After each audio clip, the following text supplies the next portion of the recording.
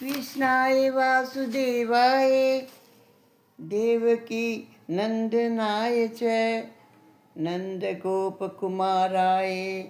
गोविंदाय नमो नमः। गोविंदाय नमो नमः। ओम गणेशाय नमः। ओम पार्वती पुत्राय नमः। ओम सरस्वती देव्याय नमः। ओम गुरुदेवाय नमः। रही मन तेरे पुण्य का जब तक नहीं आवे ओर, अवगुण तेरे माफ हैं चाहे कर ले लाख करोड़। रही मन तेरे पुण्य का जब तक नहीं आवे ओर, अवगुण तेरे माफ हैं चाहे कर ले लाख करोड़। हे मनुष्य, जब तक तेरे पुण्य साथ तेरा दे रहे हैं ना, पापों का घड़ा खाली है, तब तक तू करतूते कर ले, तेरी माफ है। किंतु तेरे पापों का घड़ा भरा कि प्रभु तुझे विलंब किए बिना ही समूल नष्ट कर देंगे। इसलिए इतनी अकड़ने की जरूरत नहीं है। किसी तिनके का भी तिरस्कार मत करो, क्योंकि ये सारी सृष्टि है सिया राम मैं सब जग जानी, करऊं प्रणाम जोर जुग पानी। सिया राम मैं सब जग जानी, करऊं प्रणाम जोर जुग पानी। ये चमक ये दमक फूल वन में महक, ये चमक ये दमक फूल वन में महक, सब कुछ सरकार तुम्हीं से है, सब कुछ सरकार तुम्हीं से है। ये चमक ये दमक फूल वन में महक, ये चमक ये दमक फूल वन में महक, सब कुछ सरकार तुम्हीं से है, सब कुछ सरकार तुम्हीं से है। सुखदेव जी कहते हैं कि हे राजा परीक्षित, पृथु के पश्चात उनका पुत्र विजित्वास राजा बने। उसके 3 भाई थे, हर्यक्ष, धूम्रकेश और वक्र। उसके पश्चात अंतर्धान के यहाँ हविर्धान्य और हविर्धान्य के यहाँ प्राचीन ब्रही राजा हुए, और प्राचीन ब्रही राजा के यहाँ प्रचेता पैदा हुए। प्रचेता जो थे नारायण सरोवर के किनारे आकर के उन्होंने नारद जी से रुद्र गीता का उपदेश लिया और भगवान शंकर की आराधना करने लगे। और भगवान शंकर प्रसन्न होकर के उन राजाओं से कहा कि तुम लोग तप करो। तप के बिना सिद्धि प्राप्त नहीं होती, तप न करने वाले का पतन हो जाता है। भगवान शंकर की आज्ञा लेकर के भगवान शंकर तो अदृश्य हो गए और वो सारे भाई तप में लग गए। नारद जी प्राचीन बड़ी राजा को समझाते हैं कि हे राजन, जन्म मृत्यु के चक्र से जीव जब मुक्त हो जाए तभी उसको पूर्ण शांति की प्राप्ति होती है। जब तक वह मुक्त नहीं होता उसे शांति प्राप्त नहीं होती। केवल यज्ञ करने से तेरा कल्याण नहीं होगा। कल्याण करने के लिए तुमको आत्मा की शुद्धि करनी होगी। चित्त की शुद्धि परम आवश्यक है।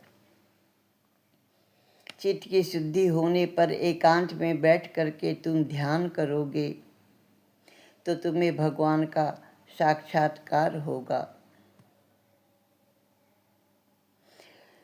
केवल यज्ञ करोगे तो तू स्वर्ग जाएगा, किंतु तेरे पुण्यों का क्षय होने पर तुम्हें स्वर्ग से निकाल दिया जाएगा।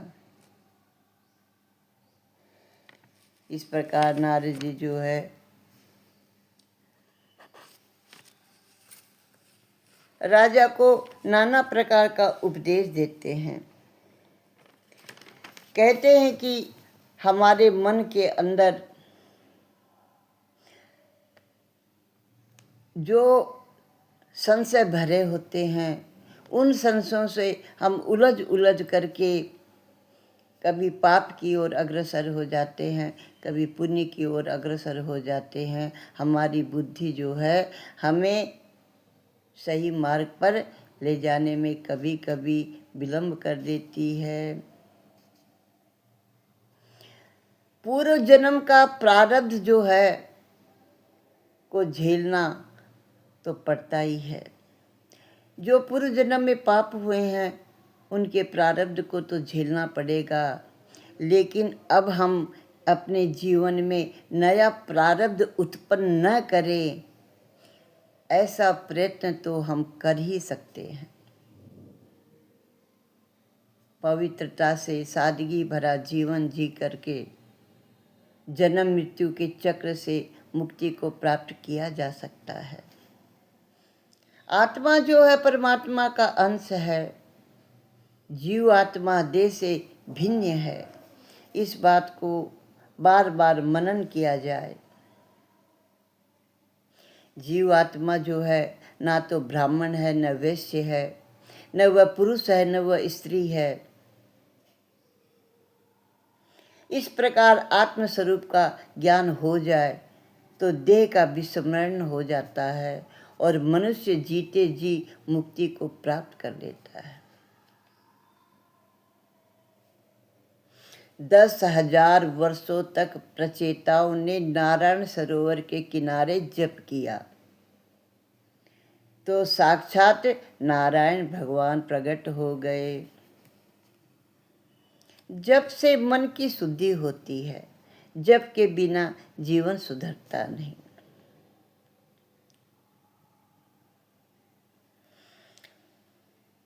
रामदास स्वामी जी ने अनुभव से दास बोध में लिखा है कि 13 करोड़ जप करने से ईश्वर के साक्षात दर्शन हो जाते हैं। जप जो है ना पूर्व जन्म के पापों को जला करके राख कर देता है। जप करने का फल तत्काल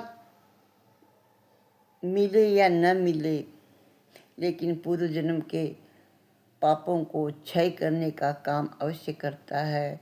पूर्व जन्म के पाप जब तक बाकी होते हैं उनका नाश नहीं होता, तब तक हमें फल दिखाई नहीं देता और हमें लगता है कि हमने इतना जप किया, इतना तप किया, लेकिन हमारा तो कुछ अच्छा ही नहीं हुआ। स्वामी विद्यारण्य एक बहुत बड़े गरीब आदमी थे। उनके पास अर्थ का बहुत अभाव था, गरीबी में जीवन व्यतीत हो रहा था। तो उन्होंने अर्थ प्राप्ति के लिए गायत्री मंत्र के 24 पुरस्चरण किए, किंतु उन्हें धन की प्राप्ति न हो सकी। अतः उन्होंने थक हार करके संन्यास ले लिया। जब संन्यास लिया तो उस समय माता गायत्री के उनको दर्शन हुए। माता जी ने कहा, मैं तुझ पे बहुत प्रसन्न हूँ, हे वत्स तू जो चाहे मुझसे वर मांग ले। स्वामी विद्यारण्य ने कहा, हे माता जी, जब मुझे आवश्यकता थी तब तो आप आई नहीं। अब मैंने संन्यास ले लिया, अब मुझे अर्थ की कोई आवश्यकता नहीं, तो अब आप मुझे कह रही हैं कि जो चाहो सो मांग लो, मैं प्रसन्न हूँ। उस समय आप क्यों नहीं प्रसन्न हुई? माता गायत्री ने कहा, हे बस जरा तू पीछे मुड़कर तो देख। स्वामी जी ने देखा कि 24 पर्वत में आग लगी हुई है, वे जल रहे हैं। उन्होंने माता जी से पूछा, हे माता, ये कैसा कौतुक है? तब गायत्री माता ने कहा कि ये तेरे कई पूर्व जन्मों के इतने पाप हैं जो तूने तपस्या की है ना, उसके कारण अब ये जल रहे हैं। 24 पर्वतों के समान महान तेरे पापों के क्षय होने पर मैं शीघ्र चली आई। जब तक पापों का क्षय नहीं होता और जीव की शुद्धि नहीं हो पाती, तब तक मेरे दर्शन नहीं हो सकते। विद्यारण्य ने कहा, हे माता, अब तो मैं शुद्ध हो गया, अब मुझे कुछ भी नहीं चाहिए। इधर भगवान नारायण ने प्रचेताओं को दर्शन देकर कहा कि हे पुत्रों, तुम लोग गृहस्थ आश्रम में जाओ, विवाह करो। प्रचेताओं ने कहा कि हमने इतना जप तप किया है, अब हमें भगवान शादी की इच्छा, विवाह की इच्छा नहीं रह गई। गृहस्थ आश्रम तो भक्ति में बाधक होता है। भगवान ने कहा, हे पुत्रों, गृहस्थ आश्रम भक्ति में बाधक नहीं है, वो बल्कि साधक है। 1-2 संतान होने के बाद फिर संयम पालन करो। ये जीव आत्मा कई जन्मों से काम वासना को भोग रहा है। विवाह करने से काम सुख की सूक्ष्म जो वासनाएं दबी हुई रहती है, वो दूर हो जाती है। ईश्वर की माया 2 तरह से जीव को मारती रहती है, इसलिए विवाह करो तुम। गृहस्थ आश्रम का वातावरण ऐसा होना चाहिए।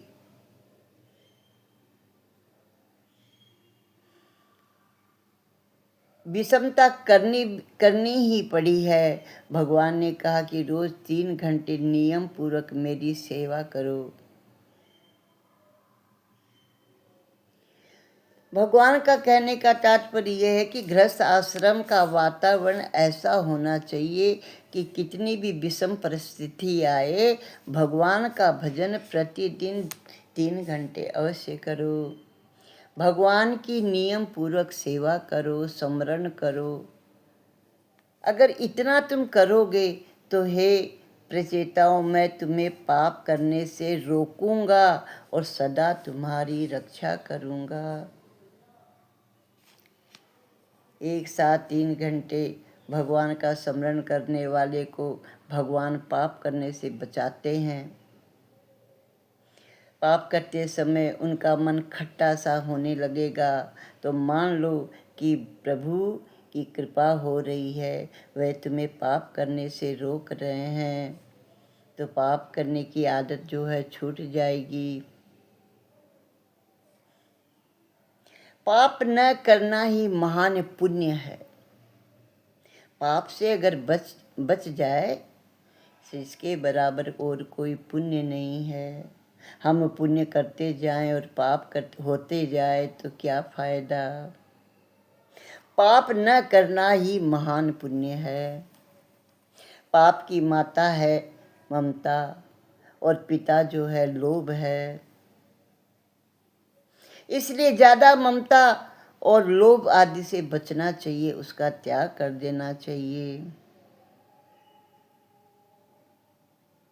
केवल परोपकार करने से ईश्वर की प्राप्ति नहीं होती।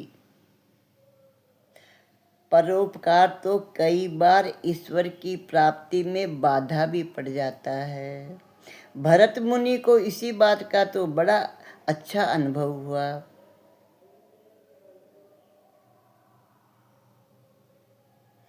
दुख का कारण मनुष्य का अपना स्वभाव है, इसलिए स्वभाव को सुधारना ये बड़ा टेढ़ा काम है।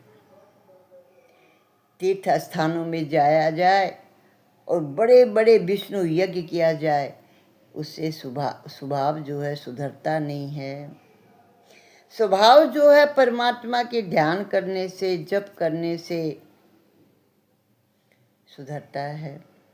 अनेक जन्मों से ये जीव पाप करता आया है, पाप करने का इसका स्वभाव बन गया है।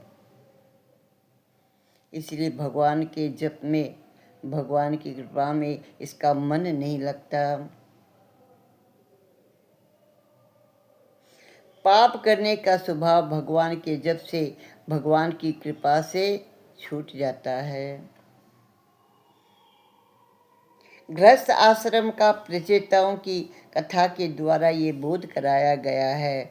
भगवान कहते हैं कि तुम 3 घंटा भजन करो, मेरा ध्यान करो, तो मैं 21 घंटा तक तुम्हारी निगरानी करूँगा।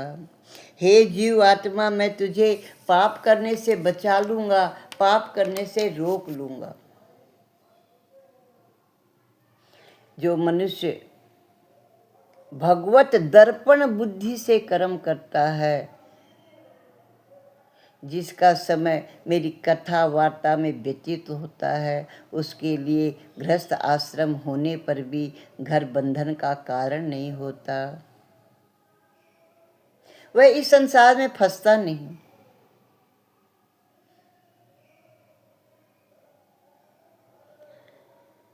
भगवत दर्पण, ये भागवत जो है ये दर्पण का काम करती है, हमें हमारे अवगुण दिखाती है। और जब अवगुण हमें दिखाई देते हैं तो उन अवगुणों को हम सुधार करके गृहस्थ आश्रम को भगवत आश्रम बना सकते हैं।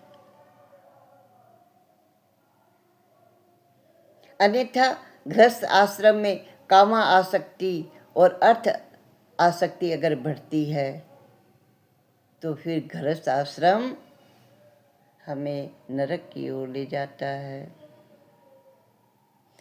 सभी को प्रारब्ध के अनुसार ही संतान और संपत्ति की प्राप्ति होती है, फिर उसमें हर्ष और शोक क्यों मनाना। इन सब बातों की चिंता छोड़ दो, माया में मत फंसो, भगवान के भजन में मन लगाओ।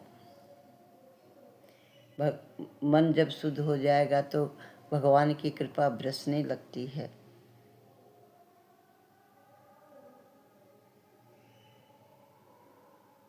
अन्यथा मनुष्य की वृत्ति अरहन यानी लोहे का टुकड़ा जिस पर रख करके लोहार लोहे पर घन चलाता है,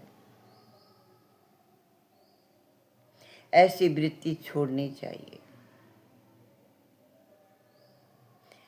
अर्थात मिट्टी, पत्थर, कांचन को एक समान मानने वाली दृष्टि जब प्राप्त हो जाती है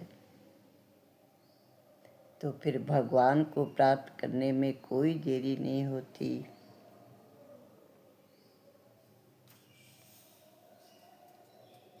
किए हुए सत्कर्मों को, पुण्यों को भूल जाओ। अगर सत्कर्म को याद रखेंगे, किए हुए पुण्यों का ध्यान करेंगे, याद करेंगे, पुण्य का अहंकार अच्छी बात नहीं है। इस अहंकार के किए बिना, अहंकार को दूर किए बिना आत्मा की शुद्धि होती नहीं। पुण्य को किए करने के बाद उसको भूल जाओ, लेकिन अगर कोई पाप बन जाए तो उसे तुरंत याद करो और उसकी शुद्धि का उपाय करो, प्रायश्चित करो, व्रत करो। इसी संदर्भ में महाभारत में एक कथा आती है।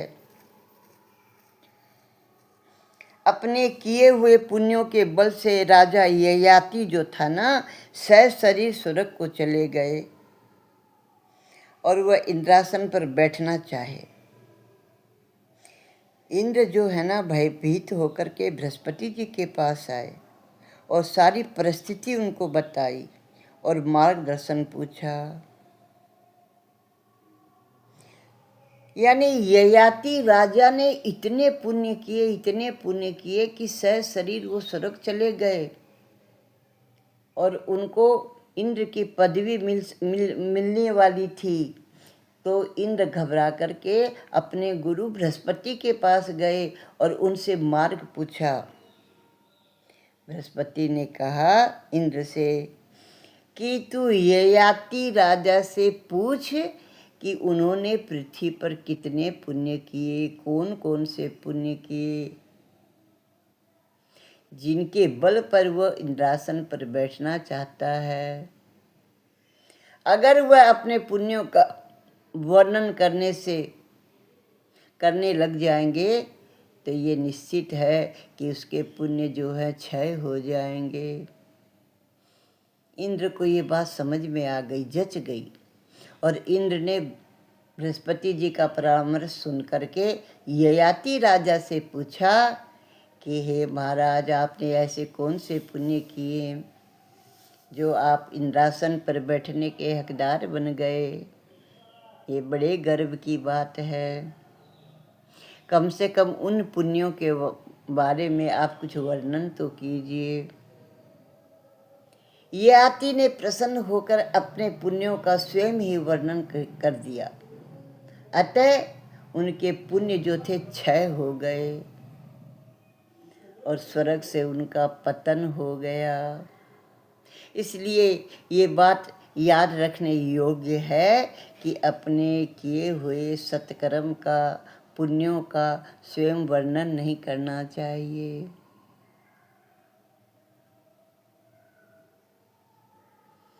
सारे वेदों का ज्ञान हो जाए, शास्त्रों में वर्णित सब विद्या मुखस्त हो जाए,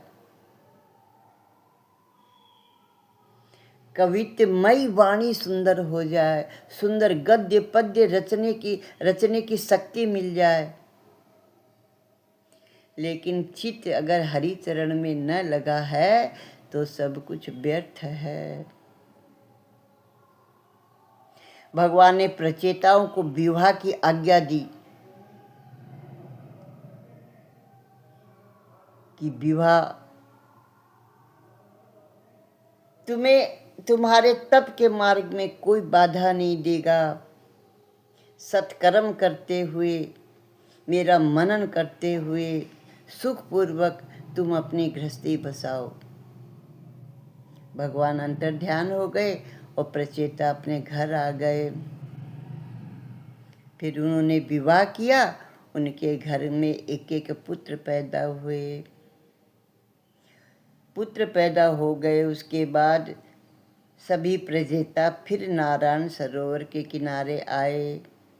उन्होंने नारद जी से गृहस्थ आश्रम के विलासी वातावरण में अपने सारे ज्ञान को, अपने लक्ष्य को जो भूल गए थे, उसके बारे में फिर कह सुनाया। गृहस्थ आश्रम में विषमता रखनी पड़ती है, जिसके कारण ज्ञान जो है विस्मृत हो जाता है। शिव जी ने और भगवान नारायण ने हमको उपदेश दिया था, वो सब हम भूल चुके हैं। आप फिर हमें उपदेश दीजिए। नारद जी ने उन्हें फिर उपदेश दिया और वो 10 भाई फिर जो है तप में लग गए। श्रीमन नारायण नारायण नारायण, श्रीमन नारायण नारायण नारायण, श्रीमन नारायण नारायण नारायण।